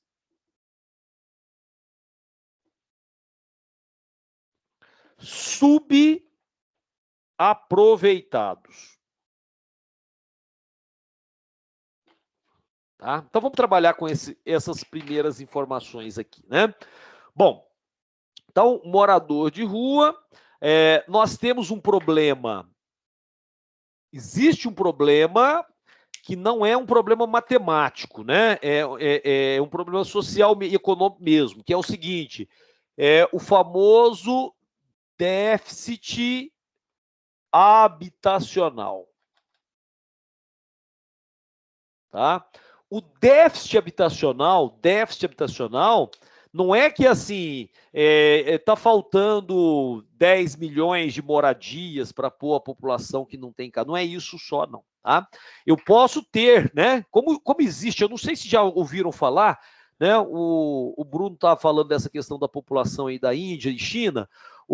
Gente, existem algumas cidades na China que são chamadas de cidades fantasmas, porque tem uma população X por exemplo, 2 milhões de habitantes, mas na cidade mesmo cabem 12 milhões. Tá? O resto é imóvel vazio. Tá? Segundo o último dado que eu tive lá em 2017, então o dado está desatualizado, mas só para vocês terem uma ideia, na China haviam 65 milhões de imóveis vazios, apartamentos e casas que foram construídas e não foram ocupadas. 65 milhões de imóveis vazios. Se você pensar em 65 milhões de imóveis, faça uma conta simples. O Brasil tem 200 milhões de habitantes, 212. Vamos arredondar para 200 para facilitar a nossa conta aqui, né? Nós vamos ter, pega uma família de 4, a média da família do tamanho de 4 pessoas. Então eu pego 200 milhões, divido por 4. Pode ser 212 que também dá certo, né? Dá 53, tá? Então, eu pego 212 milhões, divido por 4 e eu vou ter 53 milhões de famílias. Ora, 53 milhões de famílias, teoricamente, 53 milhões de imóveis. A China, só de imóvel vazio, tem 65. Percebeu a loja? Só para você ter ideia, claro que não funciona assim, mas só para você ter uma ideia. Então, claro, construir casa não resolve esse problema aqui. Né? Construir casa não resolve esse problema aqui, tá? Só para você ter uma ideia, né? Eu moro aqui perto da Faculdade Pitágoras, né? Eu moro perto da Faculdade Pitágoras e tem aqui perto da minha casa, eu estou perto do Rio Berabinha. E aí, recentemente, fizeram uma obra aqui, que foi o viaduto aqui da Oscarina, que atravessa lá para Cidade Jardim. Estou apontando que é por aqui mesmo, ó, né? Então, atravessa para Cidade Jardim, né? Então, liga com a Oscarina, que está aqui perto da minha casa. Beleza? E aí começaram aquela obra lá para baixo do Praia, né? Aquele, já está até pronto, né? Aquele elevado, tá? Começaram aquela obra. E aí, quando inaugurou a ponte aqui, eu gosto de praticar um esporte que chama natação em águas abertas. A gente nada em rio e lagos, né? Então, e aí no período da seca, o rio fica limpo, a água fica limpa. Aí já avaliamos essa água. E eu entrava ali na ponte e subia o rio nadando, ou descia e tal. E aí, um belo dia eu cheguei lá, tinha morador lá. 4 moradores. Né? Aí, eles, conversando com eles, falaram, olha, começaram a obra lá onde é o viaduto novo ali perto do Praia, aí eles ficaram desalojados e vieram para debaixo desse viaduto. Estão lá até hoje, entendeu? Então, assim, não precisa ir muito longe, né? A situação da pandemia só piorou isso, né? Porque a economia entrou em colapso e eu pioro isso, tá? Bom, mas vamos lá, tem mais coisas, né? 15 milhões de desempregados. Como é que é isso, tá? Bom, o desempregado é o seguinte, ó, você faz a conta é relativamente simples, tá? Existe a população economicamente ativa, PEA, tá? População economicamente ativa é a população que trabalha, tá? Quem está trabalhando, né, é chamado de população economicamente ativa. Quem está desempregado também é ativo, porque aqui eu divido em 2 grupos, ó. Então, eu tenho a população ativa ocupada e a não ocupada. Tá? Bom, a conta não é muito fácil, tá? Porque não é exatamente assim que funciona na prática, tá?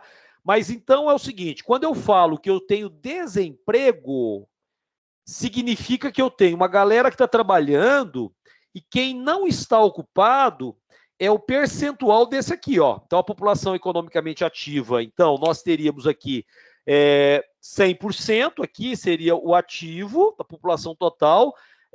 Hoje deve dar aí o quê? 110 milhões, tá? Então, no Brasil, hoje eu tenho 110 milhões de pessoas, aproximadamente, né? E aí, que podem trabalhar, tá? Esse percentual, tá? O percentual de 100 milhões, mais ou menos, né? Então, quantos por cento não está ocupado? Esse aqui, ele está à procura de emprego, né? Então, esse aqui, ó, esse não ocupado, ele é o desempregado, ele é o percentual desempregado, tá? Mas ele está procurando emprego. O IBGE vai considerar que ele é não ocupado, mas ele é ativo porque ele está procurando emprego, tá? Então, na verdade, esses 15 milhões corresponde ao valor percentual de toda a população ativa, que está dividida em população que está trabalhando e população que está procurando emprego. A que está procurando emprego é o desempregado, por isso está dando aí em torno de praticamente 15%, porque o total aqui é em torno de 100 milhões, tá? Por isso que dá mais ou menos, esse valor coincide mais ou menos com 15%, tá? Quando você ouve lá o dado do IBGE, você está vendo o dado de 15%. O detalhe é o seguinte, será que esse aqui que está procurando emprego, ele está 100% sem fazer nada? Né? Só distribuindo o currículo dele? Óbvio que não. Muitos estão movimentando, né? Porque tem que comer, tem que sobreviver, tá? Então, vamos lá. Mas antes de falar dele, olha aqui, ó. Apareceu, não sei se já ouviram falar, apareceu de um tempo para cá o desalentado, o IBGE que lançou essa informação aí. O que é isso? É o desalento. O desalento é quando o indivíduo que está procurando emprego e não encontra, ele desiste. Então, o desalentado é aquele que desistiu de ficar procurando emprego. Por quê? Bom, porque não está encontrando. Não é? Então, se ele está procurando emprego e não está encontrando, chega uma hora que ele desanima. Alguns não, alguns estão muito tempo procurando emprego, acha, sai, procura outro, né? Mas aqui eu tenho essa figura. O que mais assustou é que esse número cresceu demais, sobretudo dentro da pandemia, que nós estamos hoje com... Esses dados são aproximados, lógico, né? Pode até ser menor um pouco, eu acho que no caso dos... Eu coloquei o menor valor, acho que é até um pouco maior agora, tá? 6 milhões de desalentados, 6 milhões de pessoas no Brasil que foram procurando emprego e não conseguiram e desistiram. Tem um critério. Me parece que o IBGE usa o critério de 30 dias, tá? Se o sujeito parou de procurar emprego durante 30 dias, né? Então ele fica... pesquisa mensal de emprego, vocês sabem disso, né? Pesquisa mensal de emprego por amostragem. Só que no caso do trabalhador é mais fácil, porque faz o acerto quando ele tem carteira assinada, né? Tem a conta do IFGTS, ela está ativa ou não, então os cálculos são feitos a partir desses dados, viu? Então você fala, Rogério, mas como é que é? Eu nunca fui questionado, mas os dados estão lá no banco, aí. A Caixa Econômica, você tem lá né? Hoje você tem carteira de trabalho virtual, você tem como é que chama lá? O aplicativo da Caixa, você tem o CNIS do seu fundo de garantia, você tem o seu INSS, né? Inclusive o aplicativo chama Meu INSS, vai tudo registrado. Então, quando a empresa faz o depósito, porque você é um trabalhador ativo, então está registrando lá. Esses dados estão prontos, tá? O problema é só o informal. Quando ele pegou o emprego aqui, ele é desalentado, né? Ele é desempregado, desculpe. Aí ele pega um serviço informal, né? Vai fazendo os famosos bicos. Aí ele não está no sistema, lógico, né? Entendeu? Então, esse é o desemprego. O desalentado, então, o IBGE, na pesquisa mensal de emprego, usa 30 dias. Se ele ficar 30 dias sem procurar o emprego, ele é classificado como desalentado. Se ele voltar a procurar emprego, aí ele volta para esse dado aqui, que é o desempregado, tá? Beleza? Ou às vezes empregado, né? Tomara que seja empregado, porque ele emprega, tá? Agora, o outro dado importante para nós aqui é essa figura aqui, ó. São os 34 milhões de trabalhadores. Ele está trabalhando, tá? Então, cuidado. Está trabalhando. Então por que é um problema? É um problema porque ele está subaproveitado. Então, imagina, numa força de trabalho que ultrapassa 100 milhões, um terço, então, não é? Você tem 100 milhões. Vamos trabalhar com a lógica de 100 milhões de trabalhadores, né? Fica mais fácil a conta. Eu estou falando que tem um terço que é subaproveitado. Tem duas formas de subaproveitamento. Tá? Tem duas formas de subaproveitamento, né? Com relação ao horário de trabalho.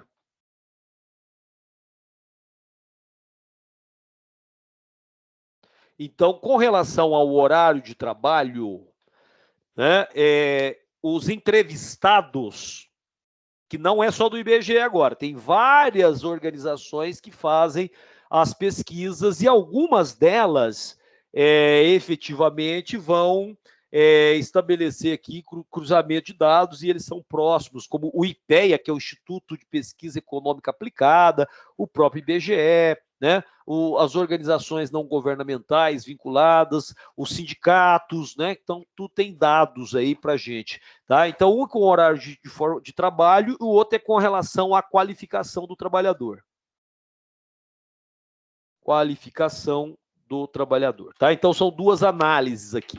Primeira, no caso do horário de trabalho, o subaproveitado seria uma espécie de reclamação mesmo, né? Ele reclama que ele poderia trabalhar mais, ele tem mais horas para trabalhar, ele tem mais disponibilidade para trabalhar e está trabalhando menos. Quer dizer, ele trabalha aquém daquilo que ele poderia. Então, se ele pode trabalhar 8 ou 10 horas por dia, ele está trabalhando 4 ou 5, entendeu? Então, ele tem mais potencial para trabalho em termos de horário, né? Ele consegue trabalhar mais tempo, tá? Então, esse é um detalhe.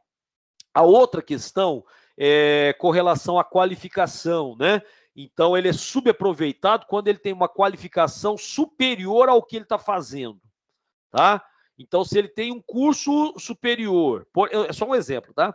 Ele tem um curso superior numa área X, não vou nem citar a área, mas é uma área qualquer, tá? Ele formou lá no curso superior, mas ele não está trabalhando na área, ele está trabalhando, sei lá, com vendas, né? E não é a área dele.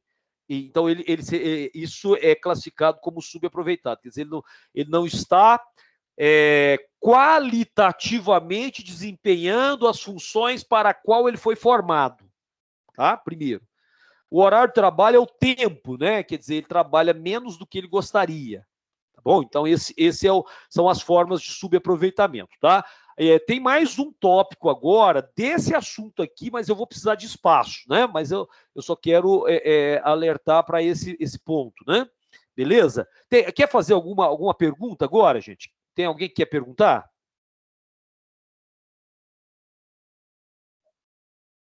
Deixa eu admitir aqui o Sérgio. Tudo bem? Perguntas aqui? Para mim tá tranquilo. Só para dizer que o meu entrou em offline agora. Tá mas certo. Tudo bem. Vai estar gravado, né? Deus, agora sim. Como eu disse, depois eu vou passar o link para vocês reverem a aula se quiserem, tá? Que aí você vê quem perdeu o pedacinho aí, vê ela integral, tá? Quer ver um ponto específico, então dá. Eu faço isso com as minhas aulas do direito, né? Eu sempre gravo as aulas, disponibilizo o link no YouTube, nem pesa, né? Porque não é pesado, porque também se eu for mandar o vídeo, aí não dá, porque aí fica pesado, né? Mas o link, e aí você assiste, assim que eu jogar ela lá fazer o upload, né? Do YouTube, tá? Beleza? Tranquilos aqui, então? Rogério, tem que decorar esses dados para essa prova? Não, para a prova não, lógico que não. Por isso, inclusive, é um detalhe importante. Vem texto. Você vai observar depois, na hora que você pegar a lista, você vai observar que tem uma grande quantidade de textos para você ler. Aí você tem que ter a paciência mesmo de fazer a leitura, tá? O que é comum a gente fazer, quando o texto está muito grande, você vai ler o texto de todo jeito. Só que aí é o seguinte, para você não ter que ler o texto 2 vezes, faz esse exercício assim, a hora que você pegar a lista, vai fazer assim, ó. Você vai olhar, tem 2 textos, tem um texto grande, olha para a questão e não leia o texto primeiro, não. Vai lá na pergunta e vê o que ele está perguntando primeiro. Porque, olha só, isso é certeza que acontece assim, ó. Se você chegar na questão e começar a ler o texto, você vai lendo o texto, o texto é grande. Aí você até esquece o que tem lá na parte do começo do texto. Beleza, aí vem a pergunta, e foi isso, agora eu vou ter que ler de novo. Entendeu? Aí você perde tempo. Tá? Então, primeira coisa, dá uma olhada na questão, a hora que você receber, eu acho que eu não lembro, eu acho que pus 10 questões, 10 questões por aula que eu ia comentar com vocês, tá? Que são 2 ou 3 encontros, então, né, 10 questões, assim, uma lista não necessariamente tem relação com a outra, são temas aleatórios, tá? Então, não se preocupe com isso também. E aí, então, você dá uma olhada. Você vai olhar o texto, passa por ele, vê a pergunta, aí volta e lê. Aí sim você vai chegar já numa resposta mais satisfatória em tempo menor, tá bom? Beleza? Então vamos lá. Nesse assunto aqui ainda, eu vou até deixar o Brasilzinho ali, ó. Se alguém tá acompanhando e quiser fazer o print, também pode fazer. Né? Deixa eu sair da frente aí.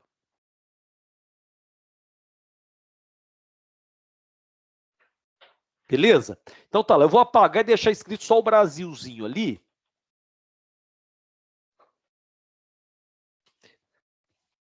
Com relação à nossa população, né? Depois eu falo um pouco de cidade, né? De economia, de novo, tá? Conflitos, né? Mas assim, diante daquilo que é a programação que eles cobram ali, tá? Então, com relação à nossa população, tá? O Brasil é um país que tem aproximadamente hoje 212 milhões de habitantes, tá? Então, essa é a população brasileira hoje, tá? O total nosso, aproximadamente, claro, o ano que vem que a gente vai ter um valor assim mais satisfatório, né? Então, é interessante observar esse valor aqui no primeiro momento, tá? Bom, mas o que eu quero falar sobre a população em si? Que nós estamos vivendo atualmente, né, o que é eu falei para você que é um momento muito bom da nossa história. Aí você falou assim, Rogério, você pode estar de brincadeira, né? Com 15 milhões de empregados, não pode ser o melhor momento, tá? Não é desse aspecto que eu estou falando. Eu estou falando da história da população. É o melhor momento que a gente vive, né? E não é um momento, um ano ou dois, são décadas, tá? Então, que é o seguinte. Chama o bom momento que a gente vive, tanto é que ele chama bônus demográfico, tá? Bônus demográfico é a mesma coisa que janela demográfica.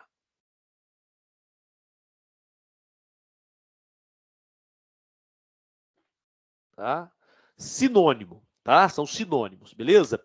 Bom, e o que significa isso? Bônus é uma coisa boa, né? É um benefício, tá? Então, nós estamos num momento de benefício aí, com uma janela, eu poderia dizer também, essa janela demográfica é uma janela de oportunidades, tá? Muito embora não é isso que a gente esteja vendo, mas é uma janela de oportunidades.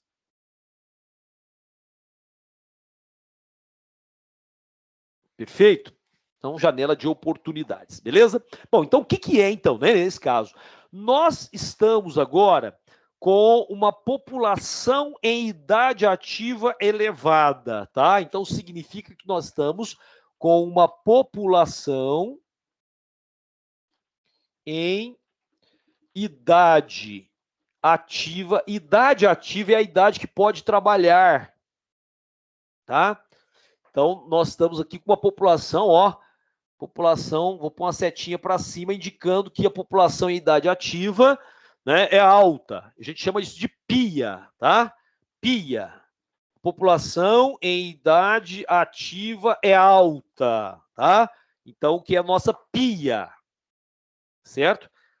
E aí, beleza. Tá? Então, a população é alta, todo mundo com acima de 15 anos, tá? De 15 anos para cima, que pode trabalhar. Não estou falando dos inativos aqui, porque eu vou falar agora, tá? Então, aqui nós temos uma redução da população inativa. Então, houve um aumento aqui, ó, da população, né? Eu vou colocar no mesmo padrão para você não confundir, então, ó, por setinha também. Então, a população em idade ativa cresce, enquanto isso diminui, né, a população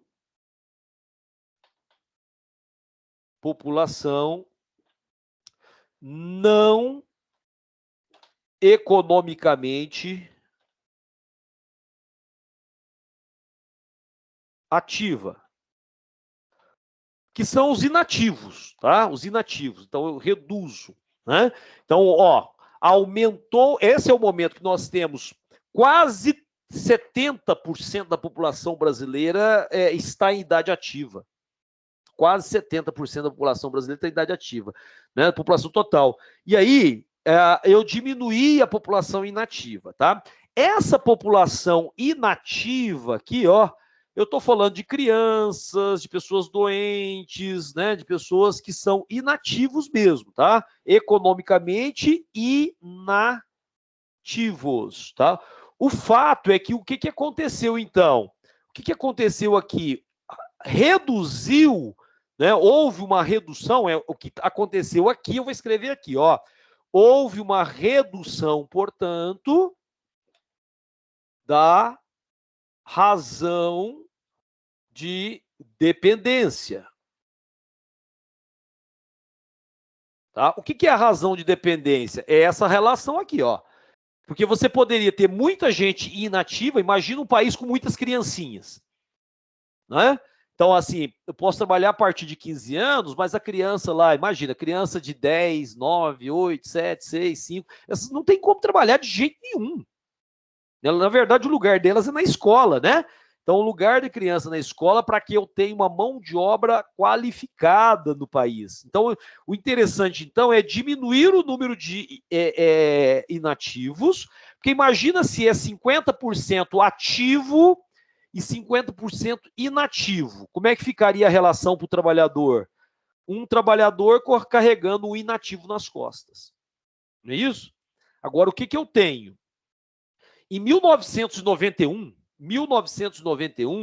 era um trabalhador carregando 2 nas costas. Tá? Agora, eu tenho 75% da população ativa, 70% em idade ativa. Isso significa que nós temos o crescimento da população economicamente ativa também. Cresce a população economicamente ativa, cresce a população em idade ativa. Quem está em idade ativa e ainda não está trabalhando, está formando, está na escola. Então, se ele está lá no primeiro colegial, depois vai fazer lá uma faculdade, vai entrar no mercado de trabalho. Se ele está na faculdade, daqui a alguns anos, ou talvez até meses, ele vai se formar e vai entrar no mercado de trabalho. Então, ele é em idade ativa, não necessariamente ele está trabalhando. Tá? O que nos interessa aqui é entender que essa população de inativos diminui. Quando isso diminui e a população que trabalha ou pode trabalhar aumenta, o nome que a gente dá é bônus demográfico ou janela demográfica ou janela de oportunidades. Significa que a razão de dependência aqui caiu, tá? Só que depende de quê? Não adianta só ter a idade.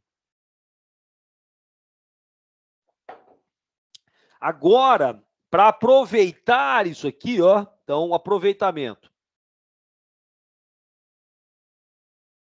Como aproveitar a janela de oportunidades, né? Então, nós temos que ter políticas públicas direcionadas, né, para isso, tá? Então, tem que ter políticas públicas direcionadas para isso. Quais, tá? Então, eu tenho que ter investimentos estatais, ó, investimentos. Porque senão eu vou ter uma mão de obra desqualificada, entende isso? Né? Então, nós vamos ter aqui, ó, eu preciso de investimento. O que é isso? Que barulho é esse, hein? Sérgio, quer falar?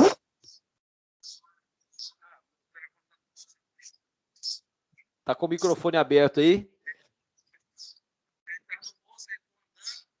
Posso fechar aqui? Pô, vou silenciar aqui, né? Eu acho que ele não tá me ouvindo. Ah, já fechou. Obrigado, Sérgio. Investimentos em educação de todos os níveis, principalmente, já que a população está em idade ativa, principalmente nível superior. Porque eu preciso de qualificar a mão de obra. Porque não adianta nada, gente, ó, depois eu saio da frente aqui para vocês olharem lá e anotarem, se quiserem. Não adianta nada você ter minério de ferro, petróleo, né? Se você ter solo para agricultura, né? Se você ter madeira, não adianta nada se não tiver mão de obra qualificada. Não adianta ter mão de obra, tem que ter mão de obra qualificada. Né? E a mão de obra qualificada, então, ó, investimento em educação em todos os níveis, principalmente superior. Aí eu consigo efetivamente aproveitar a janela. Tá? E para a gente pensar que essa janela aqui é uma janela, no caso do Brasil, tá? Essa janela, a parte ruim da história é essa aqui, ó. Ela começou, né? Essa janela começou, vou colocar aqui nesse cantinho, ó. Mais ou menos do ano 2000 até 2040, aproximadamente. Ela fecha. Sabe por que ela fecha, gente? Ó, mais ou menos do ano 2000 até o ano 2040. Sabe por quê? A janela fecha, isso aqui vai começar a aumentar, isso aqui vai começar a diminuir, viu? Sabe por quê? Porque a população vai envelhecendo, não é? Hoje, 2021, nós temos 13,2% de idosos no Brasil. 13,2% de idosos no Brasil. Em 2050, nós vamos ter 30%. Aqui é 40%, mas em 2050 nós vamos ter aí, né, 30%. 30% é o que os países mais velhos, né? Você pega uma Itália, um Japão, né? Países mais velhos possuem. Porque quando acontece isso, é porque aquela mão de obra, então, já chegou no fim da carreira e está aposentando. À medida que as pessoas vão aposentando, né, a população inativa, né, a população de idosos, que não é só o idoso que é inativo, não, tá? Porque tem idoso que está trabalhando ainda, tá? Então, inativo é o que não está trabalhando de jeito nenhum, porque não pode ou porque não quer, tá? Não pode, porque tem algumas aposentadorias que não pode trabalhar, você sabe disso, né? Quando é o serviço público, por exemplo, ele é obrigado a aposentar aos 75 anos, né? Que é a compulsória, tá? Algumas outras aposentadorias comuns aí do INSS, você pode, né, continuar trabalhando, tá? Eu pretendo, né? Eu pretendo aposentar mesmo, porque o salário não é lá dos melhores, né? Então você fica tendo uma renda, mas você tem que ter outras rendas aí. E eu vou continuar trabalhando, tá? Então, esse é o projeto, pelo menos. Mas a ideia é que, de toda forma, a população inativa ela começa a crescer. Então, ela crescendo, logicamente, eu vou diminuir aí, né, a quantidade de pessoas trabalhadoras, aí eu vou aumentar a razão de dependência. Então, é esse período que eu tenho até 2000. Eu não posso esperar chegar a 2040, gente. Isso aqui é para ontem. Eu tenho que investir em educação, nas universidades, tenho que formar as pessoas, tenho que dar incentivo para as pessoas entrarem no mercado, eu tenho que gerar emprego. Então, essas são políticas públicas que o governo tem que estabelecer necessariamente, e aí eu não sei, se vocês já ouviram falar algum político falando isso, né? Falando, não, nós vamos fazer isso porque o Brasil está aqui no bônus demográfico, tem que... Quer dizer, que eles não estudam essas coisas.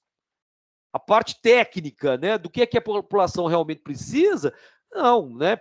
Me parece que a ideia é só ter o poder mesmo. Então, lamentavelmente. Mas a lógica é essa, tá? Esse vai ser o nosso último assunto aqui.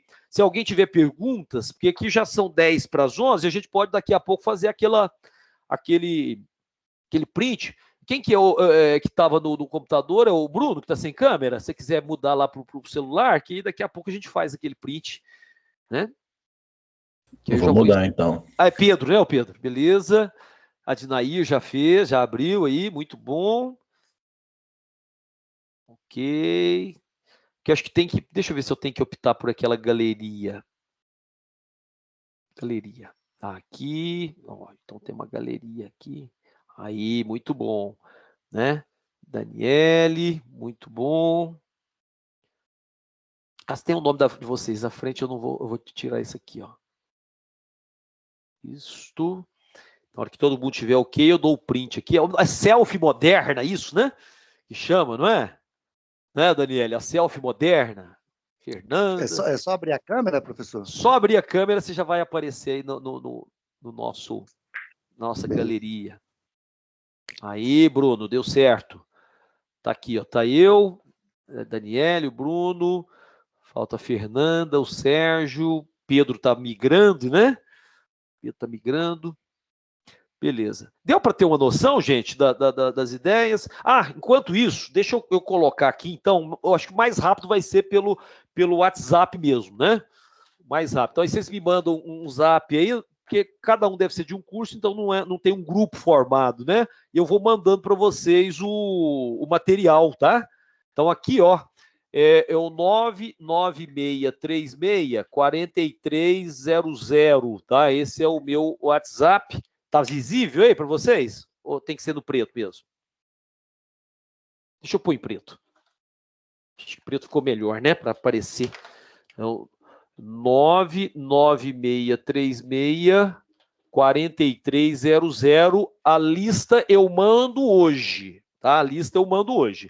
O link com a aula gravada aí só na segunda-feira, tá? Fernanda, Daniele, Bruno, falta o Sérgio abrir a câmera e o Pedro, né? Quem mais?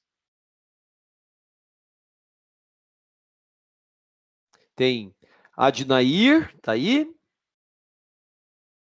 Ó, o Pedro tá entrando. Sérgio conseguiu. Beleza. Adnair, Bruno. Bruno tá aí. Daniele tá aí. Fernanda tá aí. Pedro Henrique. O Sérgio já entrou. Beleza. Deixa eu tirar aqui agora que dá para fazer um print aqui. Print. Beleza. Aí. Bom, mais um. Mais um. Ok, acho que deu, né? Beleza pura. Gente, alguma pergunta, algum comentário? Eu espero que vocês participem dos outros encontros também, muito embora não seja uma sequência, né? Quem não assistiu a aula de hoje consegue assistir a próxima, mas assim, pelo menos para dar uma linha de raciocínio, né? Eu acho que é legal, porque mais do que teoria, esse raciocínio, essa linha que eu uso algumas teorias, né? Estratégia da prova, isso ajuda muito, tá? Então você vai receber a lista, faça o exercício, confere lá no gabarito, né? E logo em seguida, se quiser anotar alguma pergunta, alguma dúvida, aí no comecinho da próxima aula a gente faz um tira dúvidas, tá bom?